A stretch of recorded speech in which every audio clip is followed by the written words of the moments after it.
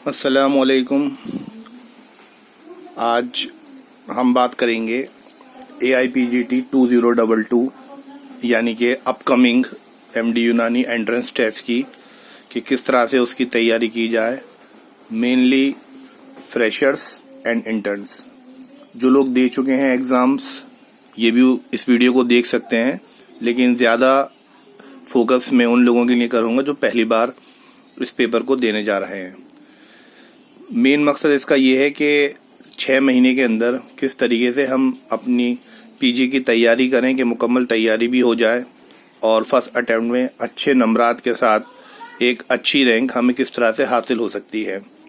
कुछ चीज़ें हैं जो हम इंटर्नशिप के दौरान या पहली बार जब हम पेपर देने जाते हैं या तैयारी शुरू करते हैं एग्जैक्टली, तो कुछ उसमें चीज़ें हम एक्स्ट्रा करते हैं और कुछ चीज़ें हम बिल्कुल नहीं करते और कुछ चीज़ें हम गलत करते हैं। जैसा कि आप सबको पता है कि इसकी जो एक्सपेक्टेड डेट है वो जून 2022 है। इंशाल्लाह ताला किसी तरह की कोई कोविड की वेव नहीं रही तो ये जून में पेपर होने के इम्कानात हैं। और अगर हम अपनी तैयारी नवंबर के महीने से शुरू करते हैं तो अप्रैल तक हमारी पूरी तैयारी हो जानी चाहिए। जो हम जिस तरह से आपको बताएंगे आगे चल के उस तरह से आप पढ़ते रहें और बाकी का जो महीने मई और जून का आधा जो भी मिलेगा उसमें हमें एक अच्छा रिवीजन हो जाएगा और फर्दर जो भी टाइम पीरियड उसके आगे एक्सटेंड होता है तो वो हमारे लिए बेहतर होगा और हमारा रिवीजन और ज़्यादा अच्छा हो जाएगा।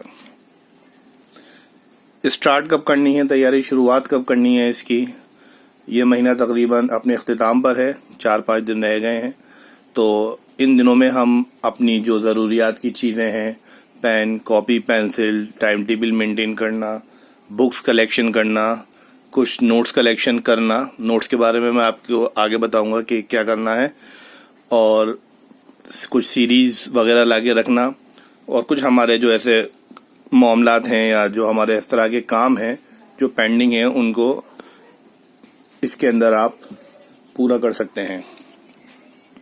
और नवंबर से फुल फ्रेश होके एक अच्छे माइंड सेटअप के साथ अपनी प्रिपरेशन हम शुरू करेंगे, जिसके अंदर हमें जो पूरा जून तक अपने आप को डिवोट करना है, अच्छी तरह पढ़ना है और इंशाल्लाह ताला बेहतर रैंक के साथ हमें ये AIPG 2022 निकालना है। सबसे पहले मैं यही कहना चाहूँगा आपसे कि PG यूनानी की जो तैयारी है ये BOMS के एंट्रेंस, फाइनल एग्ज़ाम्स, इन सबसे ज़्यादा आसान है। कुछ लोग सोचेंगे कि सर क्या कह रहे हैं, लेकिन ये हकीकत है। सिर्फ 6 महीने आप अच्छी तरह से पढ़ लीजिए, कोई नहीं रोक सकता आपको इसमें अच्छी सीट, अच्छी रैंक, अच्छे कॉलेज के साथ एडमिशन लेने के लिए। सिर्फ आपका अच्छा रिवीजन होना चाहिए, सब्जेक्ट पे कमांड होनी चाहिए और अच्छा एक सही तरीके से आपको याद होना चाहिए, सीक्वेंस वाइज हौश पौश नहीं होना चाहिए। सेकंड बात यह कहूँगा मैं, कुछ लोग शायद मेरी बात से इत्तेफाक ना करें कि PG यूनानी की तैयारी के अंदर 70% जो चीज़ है वो आपको याद करना है, दूसरे सीधे अल्फाजों में कहें रटना है, बाकी 30% समझना है। क्योंकि कोई लॉजिकल, कोई फिजिक्स नहीं, केमिस्ट्री नहीं, फार्मूलाज नहीं, मैथमेटिक्स नहीं, सिर्फ याद, उसूल तिब, थोड़े से मंतिक फ़लसफ़े के साथ है। 30% उसको समझ लेंगे इंशाल्लाह ताला, तो बाकी जो 70% है उसको याद करने में आसानी होगी। तीसरी चीज़ ये है, जो भी याद किया जाएगा उसका रिवीजन हमें रोज़ करना है। Revision is mandatory. एक बार को मॉडर्न मेडिसिन का रिवीजन हम 2-4 दिन, 5 हफ्ता, 10 दिन बाद कर सकते हैं, लेकिन जब हम शुरुआत करते हैं यूनानी की तैयारी की और जब हम फर्स्ट टाइम पेपर देते हैं तो बहुत सी चीज़ें सर के ऊपर से निकल जाती हैं। Again I am talking about those students who are giving this exam first time, not about कि वो जो लोग पहले दे चुके हैं या जिनका तीसरा चौथा अटैम्प्ट है, तो उन लोगों के लिए ज़्यादा ज़रूरी नहीं है रिवीजन। उनका एक अच्छा रिवीजन होता है, वो 3-4 दिन बाद भी करेंगे तो हो जाएगा। लेकिन शुरू में जो लोग याद करते हैं, उसूल तिब की बात ले लीजिए, मिजाज आपने आज पढ़ा, दूसरे दिन आपका कोवा या अफ़ाल पढ़ना है तो उसे पढ़ने से पहले एक बार मिजाज का रिवीजन कर लें, सरसरी तौर पर एक निगाह मार लें उस पर कि हमने कल क्या पढ़ा था, रिवीजन हो जाएगा। और एक वक्त ऐसा आएगा जब आप पूरे उसूलियत सिर्फ 1.5 घंटे के अंदर, जी हाँ यकीन मानिए 1.5 घंटे के अंदर पूरी मोटी बुक को आप रिवाइज कर लेंगे। अब पूरी बुक का रिवाइज करने का मकसद ये है, मतलब ये नहीं कि आप पूरी बुक का पेज वाइज पेज अल्फाज बाय अल्फाज पढ़ेंगे, बल्कि जो आप उसूल के नोट्स बनाएंगे और जो इम्पोर्टेंट पॉइंट्स आप लिखेंगे, जो आपको जहन नशीन हो चुके होंगे, उसको आप रिवीज करेंगे तो वो आपको याद हो जाएगा और एक पूरा चैप्टर, पूरी बुक आपको 1.5 घंटे के अंदर रिवीजन हो जाया करती है। रोज़ आप उसका रिवीजन करेंगे इंशाल्लाह ताला, देखेंगे आगे। तो ये तो बात हो गई, एक सरसरी मुताल्ला हो गया कि हमें क्या करना है। अब कुछ चीज़ें ऐसी हैं जो ड्यूरिंग इंटर्नशिप या फर्स्ट टाइम हमें नहीं करनी। जब शुरुआती हम तैयारी शुरू करते हैं तो एक और या इंटर्नशिप के दौरान हमारे जो दिमागों के ऊपर एक मॉडर्न मेडिसिन का गलबा होता है। जब हम बाहर इंटर्नशिप करने जाते हैं दूसरे हॉस्पिटल्स में तो जाहिर सी बात है वहाँ यूनानी नहीं होती। जब मैं एक्सटर्नल करते हैं, ऑर्थो होती है, ENT होता है, सर्जरीज होती है, नाइट ड्यूटीज़ होती हैं, अलग से अंदर से जज्बा आता है कि भाई डॉक्टर हो गए, हर चीज़ अंग्रेज़ी की तरफ भागना चाहते हैं, मोटी मोटी बुक्स ले आते हैं, शुरुआत करते हैं PG की तैयारी की मॉडर्न मेडिसिन से। बेड साइड क्लिनिक की मोटी बुक अलग से, मेडिसिन की अलग से, सर्जरी की बेली एंड लव अलग से, PSM की मोटी बुक अलग से, ऑर्थो खुराना अलग से, गायनी की शॉस की अलग से। उस सब चीज़ों में हम अपना टाइम इतना वेस्ट कर देते हैं, डीप पढ़ते हैं, बहुत डीप नॉलेज एक एक चीज़ की। जैसे अभी हम MBBS और MS करके निकले हों, अपनी हकीकत भूल जाते हैं कि हम यूनानी से ताल्लुक़ रखते हैं, हमारा आगे चल के फ्यूचर भी यूनानी में है। और जो सवालात 50 से 60% जो एंट्रेंस पेपर में आएंगे वो भी यूनानी से ही आएंगे। इस साल भी वही हुआ कि लोगों ने पिछले साल का जो एक रेयर केस था, मॉडर्न में से बहुत ज़्यादा क्वेश्चन आ गए थे, उसको मद्देनज़र रखते हुए इस बार उन्होंने मॉडर्न इतना पढ़ा कि यूनानी के जो बहुत मामूली सवाल थोड़ा सा उन्हें टेढ़ा करके दे दिया गया था। अगर यूनानी ठीक से पढ़ी होती तो मैं समझता हूँ कि 66 सवाल थे, उसमें से 50 सवाल कोई भी अब्बा आसानी कर सकता था, और निहायत आसान सवाल, निहायत ईजी क्वेश्चन। जब उस तरह के सवालात आ जाते हैं और मॉडर्न मेडिसिन को इस साल बिल्कुल दरकिनार कर दिया गया, सिर्फ 40 या 35 क्वेश्चन पे उसको ख़त्म कर दिया गया, तो बहरहाल ये होता है कि पेपर टफ था। BOMS का स्टूडेंट, यूनानी का स्टूडेंट, यूनानी के सवाल देखकर एंट्रेंस पेपर में ये कहे कि पेपर टफ था, तो मैं नहीं मानता पेपर टफ था। हुआ क्या, आप लोगों ने मॉडर्न मेडिसिन को एक ऐसा वो समझ लिया कि इसके बगैर कुछ नहीं है। एक रेयर केसेस होते हैं, जितने पुराने साल के आप पिछले सालात के पेपर उठा के देखेंगे तो 50% आपको उसके अंदर यूनानी मिल जाएगी। यूनानी पे अगर किसी की कमांड है तो कोई भी एंट्रेंस यूनानी का 100 बहुत अच्छी तरह स्कोर कर सकता है। और 70 सीट्स तो NIUM की PG की NIUM में ही हैं, बाकी 10-20 सीट AMU हैदराबाद मिला के, यानी कि अगर 100 तक भी आता है तो आपको पेड सीट मिलना बहुत आसान है। और 100 सीट निकालने का एक सीधा सा नुस्खा ये है, यूनानी पे आप लोग कमांड हासिल करिए, सबसे पहले यूनानी पढ़िए, यूनानी का कोर्स कंप्लीट कीजिए, उसके बाद मॉडर्न मेडिसिन की तरफ जाइए। मैं ये नहीं कहता कि मॉडर्न मेडिसिन बिल्कुल ना पढ़ें, बिल्कुल पढ़िए, रैंक अच्छी होगी, टॉप 20 आएंगे, टॉप 10 आएंगे, टॉप 1 आएंगे इंशाल्लाह ताला, लेकिन पहले यूनानी आपको कवर करनी पड़ेगी। मॉडर्न मेडिसिन का मैं कभी नहीं कहूँगा पहले आप उसे पढ़ें उसके बाद यूनानी पढ़ें, ना मैं ये कहूँगा कि दोनों को डिवीज़न करके 50-50 डे बाई डे पढ़ें, ना। ऐसा तो कर सकते हैं कि 70% यूनानी पढ़िए तो 30% दिल घबरा रहा है तो लाओ सर्जरी पढ़ लें, थोड़ी सी PSM पढ़ लें, और गायनी का आप शुमार एक तरह से यूनानी में ही कीजिए, क्योंकि फाइनल ईयर का सब्जेक्ट होता है। हमने फाइनल ईयर में गायनी पढ़ी होती है, तो उसको एक तरह से यूनानी में ही लीजिए, फ्रेश होता है, आपको उस पर कम मेहनत करनी पड़ेगी और अच्छा उसे आप कवर अप कर लेंगे। और 7-8 क्वेश्चन गायनी एंड ऑफ से हर साल आते हैं, तो उसको आप मॉडर्न मेडिसिन में कंसीडर ना करें। है तो मॉडर्न मेडिसिन, लेकिन क्योंकि हमारा फाइनल ईयर का सब्जेक्ट है, हम लोग फ्रेशर्स की बात यहाँ आज कर रहे हैं, तो फ्रेशर के ताल्लुक से ही हम ये बात करेंगे। तो आप उसको यूनानी में इस तरह से मानते हुए उसको पढ़ें। रही बात एनाटॉमी की या बायोकेमिस्ट्री की या फिजियोलॉजी की, कि हमने 5-6 साल पहले सब्जेक्ट्स पढ़े होते हैं और इनको पूरा एक वाइडली पढ़ना बहुत मुश्किल हो जाता है, तो इसको हम थोड़ा बाद में देखेंगे। तो बहरहाल मॉडर्न सब्जेक्ट्स को आप प्रायोरिटी कम दें। शुरू में यूनानी का कोर्स कोशिश करें आपका पहले कंप्लीट हो जाए। यूनानी से शुरू करिए, यूनानी के नोट्स बनाइए, यूनानी की प्रिपरेशन कीजिए, यूनानी को बार बार पढ़िए। 2-3 महीने में कंप्लीट हो जाएगा। बाकी के 2 महीने में आपको उसके साथ साथ हम मॉडर्न मेडिसिन भी ले चलते हैं। यूनानी अगर आप नहीं पढ़ेंगे तो आपका एडमिशन होना बहुत मुश्किल, मैं तो कहूँगा नामुमकिन है। और अगर आप मॉडर्न पढ़ के पूरी पढ़ लें और यूनानी बिल्कुल ना पढ़ें तो नहीं होगा। लेकिन आप यूनानी पूरी पढ़ लें और मॉडर्न थोड़ा सरसरी निगाह, इतना तो आपको याद हो ही जाता है। क्लिनिकल चीज़ें ज़्यादा होती हैं इसके अंदर जो हम ओपीडी वगैरह में देखते हैं। एक्सटर्नल भी जो हम ड्यूटीज़ करते हैं उसमें ज़्यादातर चीज़ें क्लियर हो जाती हैं। कुछ चीज़ें common causes, hernias, common surgeries, ज़्यादा डीप नॉलेज मॉडर्न में ना जाएं तो बेहतर होगा। उसकी फिजियोलॉजी आपसे कोई पूछने नहीं आ रहा, ट्रीटमेंट आपका पूरा सर्जिकल किस तरह से होगा वो पूछने नहीं आ रहा। मेन पूछा जाता है, क्लासिफिकेशंस पूछी जाती हैं, वो सरसरी निगाहों से एक सीरीज आती हैं, उसको हम यूज़ करके कर सकते हैं। बिल्कुल डीप अगर आप मॉडर्न मेडिसिन पढ़ने जाएंगे तो सारा वक्त आपका उसी में निकल जाएगा और यूनानी का आप कुछ नहीं पढ़ पाएंगे।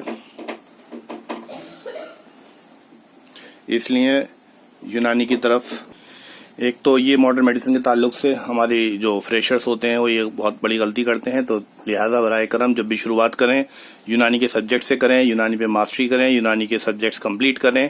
उसके शाना बशाना आप साइड से लेकर एक तरह से मॉडर्न मेडिसिन को ले सकते हैं। मॉडर्न मेडिसिन को प्रायोरिटी ना दें। फिर आपसे मैं कह रहा हूँ यूनानी पे कमांड हासिल करें।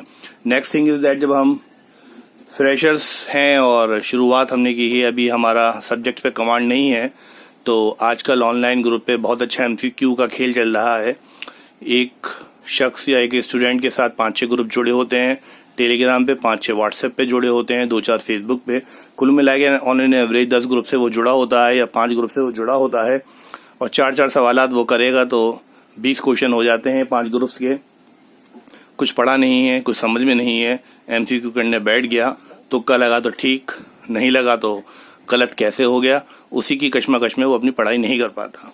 तो जब तक आपके पूरे तैयारी ना हो जाए, सब्जेक्ट पे कमांड हासिल ना हो जाए, बराए करम एमसीक्यूज़ की तरफ शुरुआती दौर में आप ना जाएं।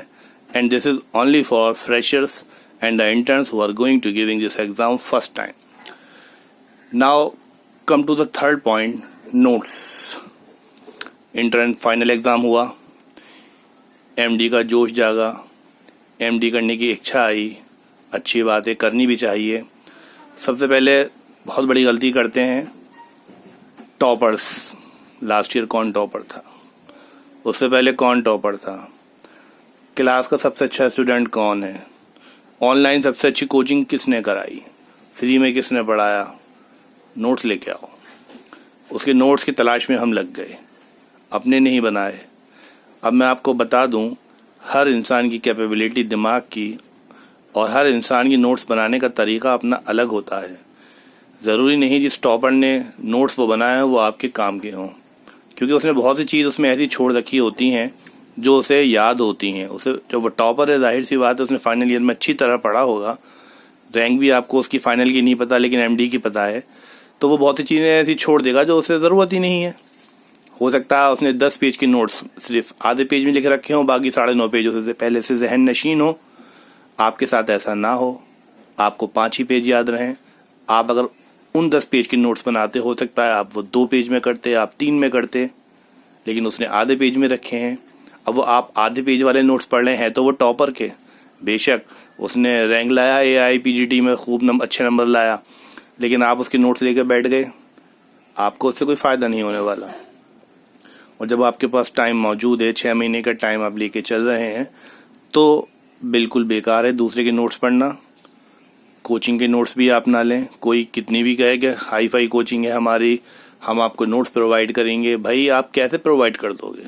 आप मौलियात की नोट्स हर स्टूडेंट को उसके दिमाग की कैपेबिलिटी के हिसाब से नहीं प्रोवाइड कर सकते। मैं भी नहीं कर सकता। कैसे पता आपको कि वो 10 पेज का मैंने कंसाइज कर दिया 1 पेज में अपने हिसाब से, अब वो 1 पेज में आप 40 स्टूडेंट में बांट रहा हूँ, हो सकता है कोई उसको आधे पेज में ही पढ़ ले और कुछ को पूरा 10 पेज पढ़ने के बाद ही वो समझ में आए। तो शुरुआती दौर में मेन जो 2 या 3 सब्जेक्ट्स हैं उनके नोट्स आप खुद बनाइए और उसको बार बार रिवाइज कीजिए। उसके बाद आप मेन नोट्स उसके बाद उसको थोड़ा छोटे करिए और छोटे करिए जितने आपसे हो सकते हैं। टाइम है काफ़ी, 6 महीने है, बहुत ज़्यादा टाइम है। अपने हिसाब से बनाइए, दूसरे के नोट्स पे डिपेंड नहीं होइए।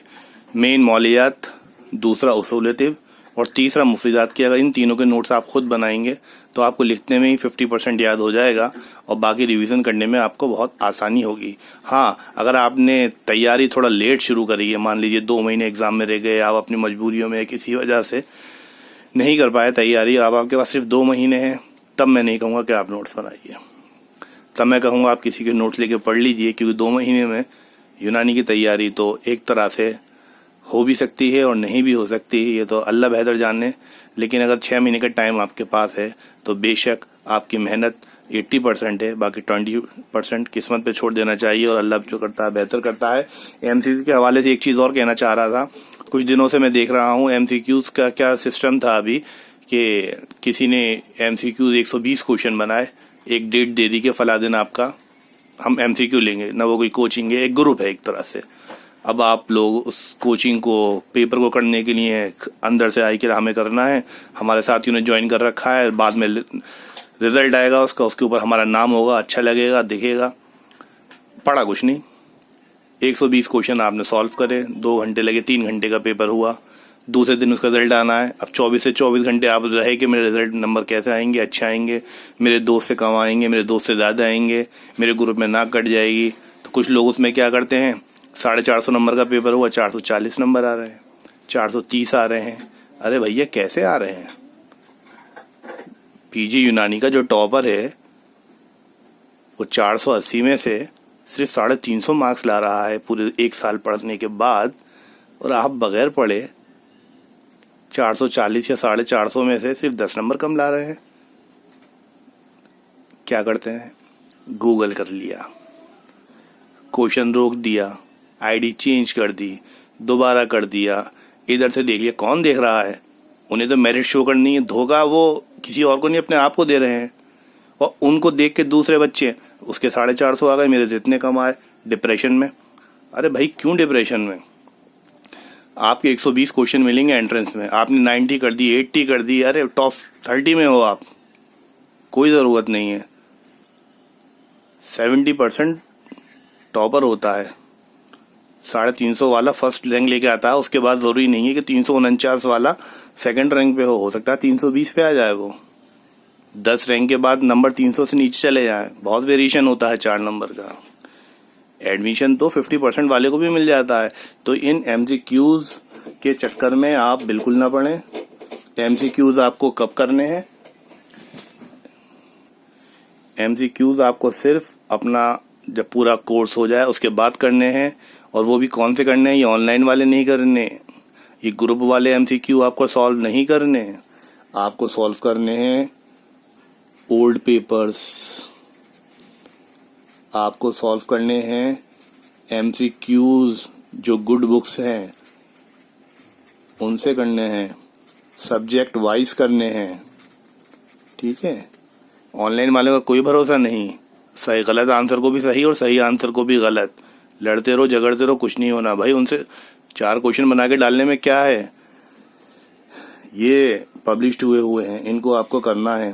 नोट्स दूसरे के नहीं लेने, अपने बनाने हैं। 1 महीना लगे, 2 महीने लगे, कोई परेशानी नहीं, जितना टाइम लगे लगने दीजिए, नोट्स बनाइए, टाइम है 6 महीने का। तो ये 3 बातें आपको समझानी थी, क्या करना है क्या नहीं करना फिलहाल, और कोशिश करिए। बाकी चीज़ें मैं आपको बताऊंगा। मेन ये 3 चीज़ें जो बड़ी गलती करते हैं इंटर्न्स वाले हमारे।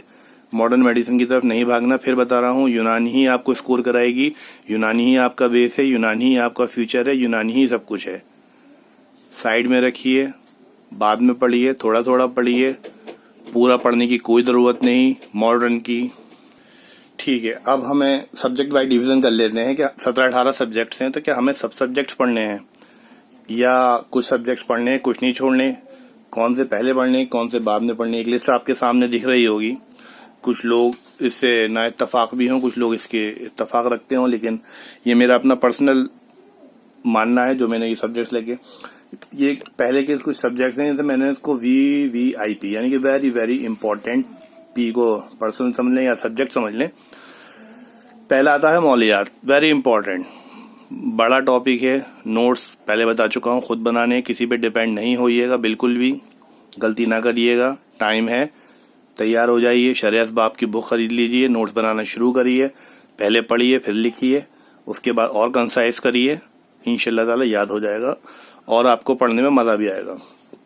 नेक्स्ट है उसूल तिब।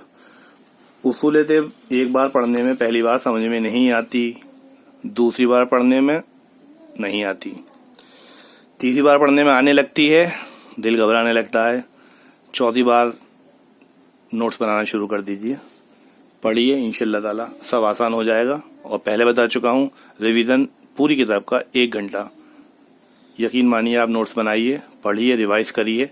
जब आप मई के आसपास या अप्रैल में पहुंचेंगे तो उसूल तिब आप रिवीजन सिर्फ 1 या 1.5 घंटे में पूरा कर लेंगे, ये मेरी बात याद रखिए, इंशाल्लाह ताला हो जाएगा। मुफरीदात, ये एक और अहम आ गया, बहुत इंपॉर्टेंट है। मुफरीदात की टोटल जो ड्रग्स हैं, हैवानी, नबाती और केमिकल वाली, मादनी, तीनों मिला के सिर्फ 400 या 420 ड्रग्स हैं, सिर्फ, ज़्यादा बड़ा नहीं है। ये देखिए 400 ड्रग्स हैं, 10 एक पेज पे आ जाएंगी, 40 पेज पे 400 ड्रग्स, रोज़ 10 दवाएं याद करिए, दूसरे दिन फिर 10 रिवीजन करिए, 10 बढ़ा दीजिए, तीसरे दिन 20 रिवीजन करिए, 10 और याद कर लीजिए। जब पूरी 400 हो जाए फिर 20 का रिवीजन शुरू कर दीजिए, फिर जब 20 का एक रिवीजन एक बार हो जाए फिर 30 ड्रग्स रोज़। यानी कि जब तक एग्ज़ाम आएगा तो आप इसको एक दवा को कम से कम 10 से 15 बार रिवाइज कर चुके होंगे, और 10 से 15 बार जहन नशीन होने के बाद मुझे नहीं लगता कोई चीज़ आपके दिमाग से निकलेगी। बहुत आसान है, 2-3 सवाल फंस जाते हैं, शॉर्ट सब्जेक्ट्स हैं। सैदला मुरक्कबात किताब आती है, जामिउल लज़्ज़िया, बताऊंगा अभी आपको आगे, पढ़ लिए, इसमें भी ज़्यादा कुछ नहीं है, बहुत पतली कॉपी है, खाली मौलियात एक वाइड सब्जेक्ट है। इसलिए मैं कह रहा था कि मॉडर्न सब्जेक्ट्स की एक तो बुक्स बड़ी मोटी मोटी और डीप नॉलेज है। मान लीजिए सर्जरी की आप बेली लव लेके बैठ गए, या बेड साइड हचिंसन लेके बैठ गए, मेडिसिन की बुक लेके बैठ गए, ऑफ तो ENT and gynae of PSM, ये सब पढ़ने बैठ गए और डीप नॉलेज पढ़ने बैठ गए, भैया ये सब्जेक्ट रह जाएंगे। उनमें से आना है 30%, 40% मैक्सिमम, और इसमें से 70%। इसका कोर्स भी कम, कंसाइज कर लिया तो 10-10, 20-20 पेज पे पूरी पूरी एक बुक आ रही है। मॉडर्न का पता नहीं, आज मॉडर्न में ये है तो कल दूसरी चीज़ है, डेट्स आ गई, आप पढ़ के गए सब चीज़, उन्होंने करंट डेट पूछ ली, अब क्या रह गया। तो एक तो ये है कि जब आप इसको पढ़ेंगे, कंसाइज करेंगे तो शॉर्ट होते चले जाएंगे इनके नोट्स, सब्जेक्ट उतना ही रहेगा, पढ़ने में आपको आसानी होगी, टाइम कम लगेगा। मॉडर्न में टाइम ज़्यादा करता है, सब्जेक्ट्स कन्फ्यूजिंग ज़्यादा हैं, क्वेश्चन कम आते हैं, टाइम कंज्यूमिंग सब्जेक्ट्स हैं, आना कुछ है नहीं। जो भी आना है मेनली पहले यूनानी में से आना, यूनानी कंप्लीट हो जाए, नो डाउट जाइए, पढ़िए, एनाटॉमी पढ़िए, फिजियो पढ़िए, सब पढ़िए, लेकिन जब तक यूनानी आपकी कंप्लीट ना हो कहीं मत भागिए, कुछ नहीं होने वाला यूनानी छोड़ के। तो ये 4 सब्जेक्ट तो बिल्कुल फिंगर टिप से होने चाहिए आपके। नेक्स्ट इज तारीख़ तिब, 2-3 क्वेश्चन रहते हैं, वक्त मिले अगर आपको नोट्स बना लीजिए, किसी के मिल जाए कोई डाउट नहीं। शुरू के 3 सब्जेक्ट में नोट्स आपको बनाने हैं, मौलियात, उसूल तिब और मुफरीदात। तारीख़ तिब के बना सकते हैं, टाइम है, बहुत अच्छी बात है, बनाइए। 20 पेज की नोट्स आपको मिल जाएंगे, पूरी तारीख़ तिब उसके अंदर समाई हुई है, अच्छी तरह याद करिए। मेन 70% मैंने आपको बता दिया, यूनानी में रटना है, 30% आपको सिर्फ दिमाग लगाना है, कुछ नहीं। इसमें तारीख़ तिब में रटना ही है, कोई दिमाग नहीं लगाना। डेट्स हैं, कौन सा हकीम कब पैदा हुआ, कब उनका इंतकाल हुआ, किसने कौन सी दवा बताई, कौन किस गिरोह से ताल्लुक़ रखता है। तो 2-3 क्वेश्चन है और 20 पेज आपको पढ़ने हैं। 3 क्वेश्चन 20 पेज पढ़ के, और एक बेली एंड लव पढ़ के 3 क्वेश्चन 3000 पेज की। तो खुद सोचिए कि आपको कौन से सब्जेक्ट पहले प्रायोरिटी देना चाहिए। नेक्स्ट गायनी ऑफ, फ्रेशर्स हैं, फ्रेशर्स की बात चल रही है, अच्छी तरह पढ़ के आते हैं, लड़कियां ज़्यादा पढ़ती हैं, लड़के भी पढ़ते हैं, इंटरेस्टिंग सब्जेक्ट है। मेन चीज़ें 2-3 को अगर का सब डिवीज़न बड़ा बड़ा कर लिया है, एंटीपार्टम, पोस्टपार्टम, थोड़ी सी ऑफ, 3 टॉपिक में पूरा चैप्टर, पूरी बुक समेट जाती है। मेन पॉइंट्स क्या पढ़ने हैं क्या नहीं पढ़ने इंशाल्लाह ताला बताऊंगा आपको। इसको प्रायोरिटी में रखिए, वीआईपी सब्जेक्ट है। PSM and forensic, PSM and forensic पहले कहूँगा पार्क से नहीं पढ़नी, बहुत मोटी किताब है, टाइम खराब होगा। सीरीज आती है, सीरीज ले लीजिए, अंडरलाइन करिए, नोट्स बनाने की कोई ज़रूरत नहीं है। कुछ डेट्स हैं, कुछ चीज़ें हैं, कुछ इंजेक्शंस वगैरह हैं और कुछ वायरल डिजीज हैं, इस तरह के क्वेश्चन आते हैं। कोई ज़्यादा घबराने की ज़रूरत नहीं है, पीएसएम का कोई कोर्स ज़्यादा नहीं है। किताबों का चूज कलेक्शन आप सही करिए, इंशाल्लाह ताला कोई दिक्कत नहीं आएगी। सर्जरी फाइनल ईयर में पढ़ी होती है, इंटरेस्टिंग सब्जेक्ट है, इंटरेस्ट लेते हैं लोग पढ़ने में। एक्सटर्नल इंटर्नशिप करने जाते हैं उसमें सर्जरी में इंटरेस्ट लेते हैं। कुछ थोड़ा बहुत ऑर्थोपेडिक्स इसके अंदर, इसको भी नोट्स बनाने की ज़रूरत नहीं।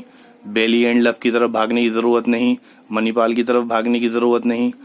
सीरीज आएगी, आराम से पढ़िए, अंडरलाइन करिए, कॉमन पॉइंट लिखिए, कॉमन चीज़ें लिखिए, मोस्ट कॉमन यूज़ कीजिए, इंशाल्लाह ताला सर्जरी कंप्लीट हो जाएगी। अब इन दोनों को अगर आपने पढ़ लिया तो 60 to 70% पेपर आपका सॉल्व हो गया। अगर पूरे आप इसके क्वेश्चन करके आते हैं, 10-5 क्वेश्चन छोड़ भी देंगे तो आप 40 से 50% पेपर आराम से कर लेंगे। सीट अंडर 100 आपको मिल जाएगी, पेड मिलेगी इंशाल्लाह ताला। और अच्छी रैंक जाते हैं, टाइम है, एनाटॉमी है, फिजियो है, बायोकेम है, सिलेक्टेड पढ़ना है। फिर बता रहा हूँ पूरा डीप नहीं पढ़ना। मॉडर्न मेडिसिन है, कुछ टॉपिक्स पढ़ने हैं इसके अंदर, सीवीएस हुआ, रेस्पिरेटरी हुआ, एंडोक्राइन हुआ, थोड़ा थोड़ा पढ़ना है, बाकी ज़्यादा फार्माकोलॉजी और इसके अंदर हमें नहीं घुसना। ईएनटी सिलेक्टेड पढ़ना है, ऑर्थो सिलेक्टेड पढ़ना है। मुश्किल से 10 to 15% पेपर इससे बनता है, लेकिन अगर आपने शुरुआत इससे कर दी, यूनानी को आपने नज़रअंदाज कर दिया, आप यही पढ़ने बैठ गए, तो ये पढ़ते पढ़ते 6 महीने तो आपके यही गुजर जाएंगे। 6 महीने गुजार के सिर्फ आप 15% पेपर सॉल्व करेंगे और यूनानी को आपने दरकिनार कर दिया तो कहाँ एडमिशन हो जाएगा, खुद सोचिए। तो जब हमारा बेस यूनानी है तो पहले यूनानी को प्रायोरिटी दीजिए, यूनानी पे कमांड हासिल कीजिए, उसके बाद इन सब्जेक्ट्स को देखिए। मैं ये नहीं कहता कि मॉडर्न को बिल्कुल दरकिनार कर दिया जाए, मॉडर्न पढ़नी है, सलीके से पढ़नी है, तरीके से पढ़नी है। सलीका वर्ड यूज़ किया है, इसके बारे में मैं आपको बाद में बताऊंगा इंशाल्लाह ताला।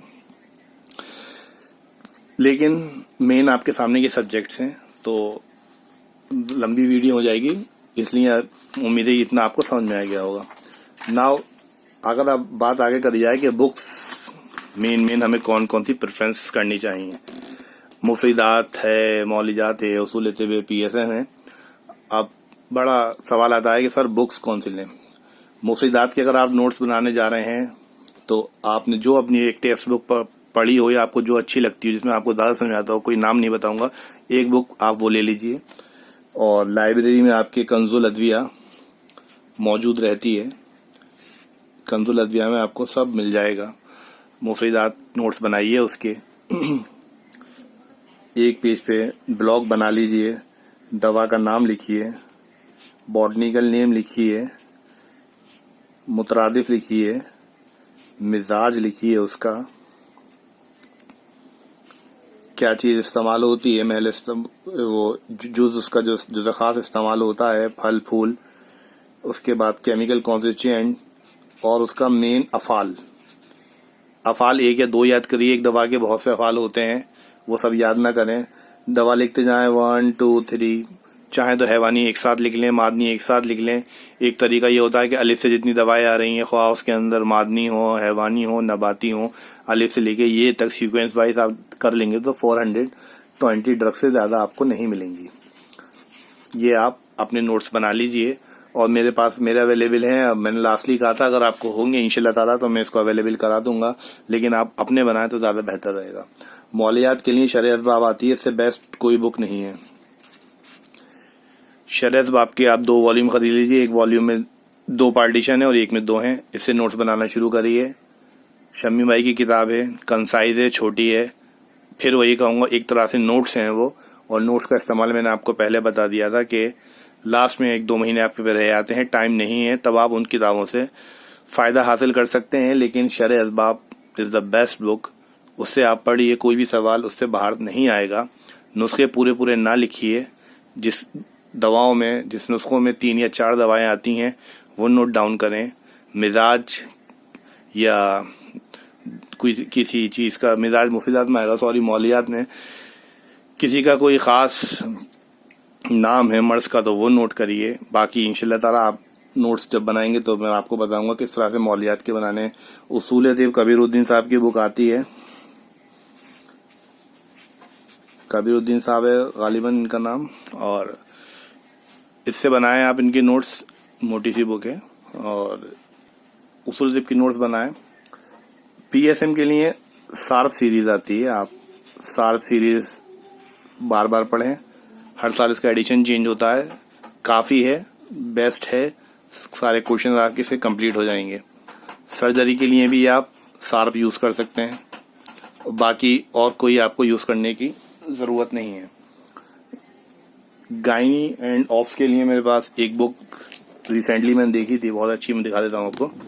ये वाली है और ये इनका नाम है पुनीत भोजानी। इसके अंदर सबसे अच्छी बात इन्होंने ये दे रखी है, मैं आपको दिखा दूँ। अच्छी बुक है। पहले हम सार्फ से ही पढ़ते थे, या पारस की एक बुक आती थी, पारस की आना बंद हो गई है, जब हम लोग पढ़ा करते थे, लेकिन अभी फ़िलहाल में मैंने ये मार्केट में देखी तो इसमें इन्होंने ये देखें आप, मैं आपको दिखाता हूँ।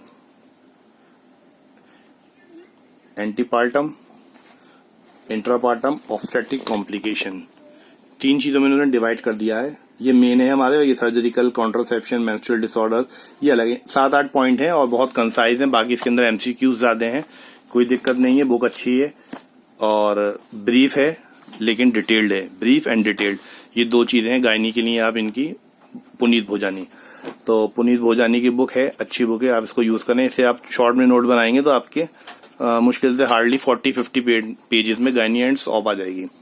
तारीख़ तिब है, अच्छा होगा किसी के नोट्स मिल जाए तो आप इसको यूज़ कर लें, अपने हिसाब से भी आप बना सकते हैं, जो आपको किताब सही लगे। अदविया के लिए जामिउल अदविया आती है हकीम अब्दुल बारी साहब की, अच्छी बुक है, 120 रुपीज़ की आती है, 120 या 130 पेजेस ही हैं इसके अंदर। तो आप इसका एक पेज रोज़ पढ़िए, कोई बात नहीं, थोड़ा सा अच्छा भी लगता है और मूड फ्रेश होता है इस किताब को पढ़ने में। बायोकेमिस्ट्री, एनाटॉमी, फिजियोलॉजी की फिर एक सार्फ सीरीज आती है, तो आप सार्फ इसकी ले लें, शॉर्ट में पढ़ें। एमसीक्यू की जो मॉडर्न है, एमसीक्यू के जो हमें लास्ट में मॉडर्न मेडिसिन के या हाइजीन के या गायनी के जो हम एमसीक्यू सॉल्व करेंगे, शुरू में नहीं करेंगे, जब हम सब्जेक्ट पे कमांड हो जाएगी उसके बाद जब हम इसको एमसीक्यू मॉडर्न यूज़ करेंगे तो इसके लिए रोम्स की एक बुक आती है। ये आप शुरू में यूज़ ना करें, 2-3 महीने पढ़ाई कर लें, उसके बाद लास्ट के 2 महीनों में इसके एमसीक्यू आप सॉल्व करें। काफ़ी अच्छी बुक है, बहुत क्वेश्चन इससे फंसते हैं, नीट पीजी वाले भी इसको यूज़ करते हैं। तो ये मेन बुक्स हैं। ज़्यादा फालतू बुक्स एक आदमी एक सब्जेक्ट की 10-10 बुक लेके के बैठ जाए, उससे कोई फ़ायदा नहीं है। ये सारी बुक्स हैं, आपको पढ़नी है इंशाल्लाह ताला और हो जाएगा। टाइम ड्यूरेशन आपको क्या करना है, 6 महीने का। आप ये मेरे हिसाब से है, बाकी आप अपने हिसाब से एडजस्ट कर सकते हैं, कोई ऐसा मैटर नहीं है। नवंबर से हमें पढ़ाई शुरू करनी है। फिलहाल अभी 2-4 दिन है, उसमें मैंने आपको बता दिया जो आपकी मैंडेटरी चीज़ें हैं, copy pencil, time table, mind setup, अपना जहाँ भी आपको बैठ के पढ़ना है, क्या करना है, उसके अंदर आप देख लें और नवंबर से पढ़ाई शुरू कर दें। शुरू में ज़्यादा लोड नहीं डालूंगा मैं आपके ऊपर, शुरू में सिर्फ आपको मिनिमम 4 और अगर आप ज़्यादा बढ़ा सकते हैं तो 6 आवर, कोई भी आप टाइम फिक्स कर लें अपना, 4 से 6 घंटे आपको देने पड़ेंगे।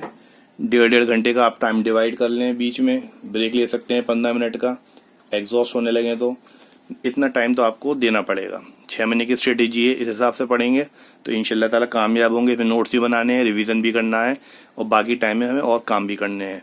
दिसंबर का महीना आता है तो इस टाइम को बढ़ा के आप 5 से 7 घंटे कर सकते हैं।